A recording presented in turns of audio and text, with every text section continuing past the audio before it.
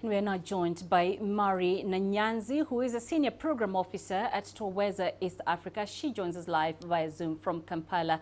Mari, thank you for your time this afternoon.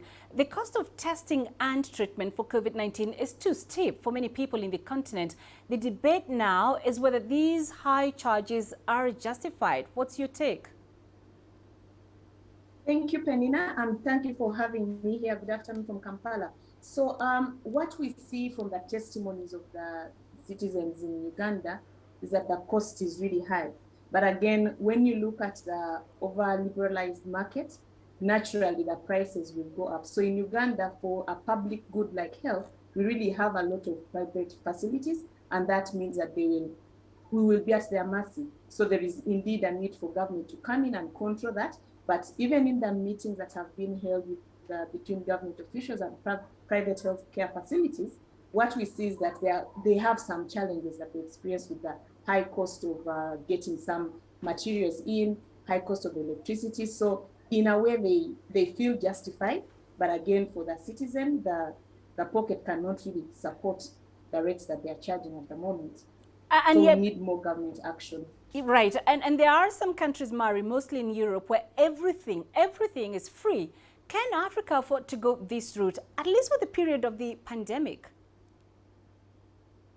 I think it's really hard for Africa to go that route for this period, because before the pandemic, we had challenges with the infrastructure, where you cannot get to some locations, or even the facilities available in the country are really not up to speed. And then when you look at the drug stockouts, that is also an existing challenge. For Uganda alone, from the data that we have collected through Sauti za Wananchi, we have seen that the biggest problem that citizens face in this country is really about the healthcare. So it's hard for us to go completely free, but already we see that 50% of our citizens go to government facilities, which are essentially free, but they are not enough to cater for the demand for health services in the country. And how is the cost of treatment and testing impacting the efforts to control coronavirus in Africa?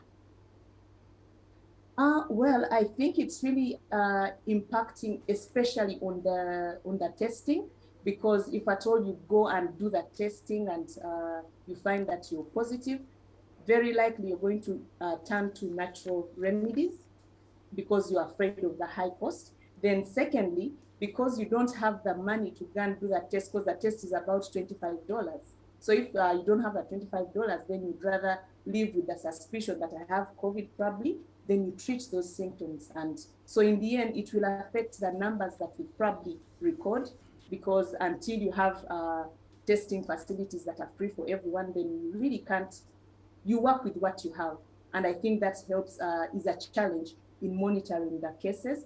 So you really have to just depend on maybe, you speculate a little bit in some areas.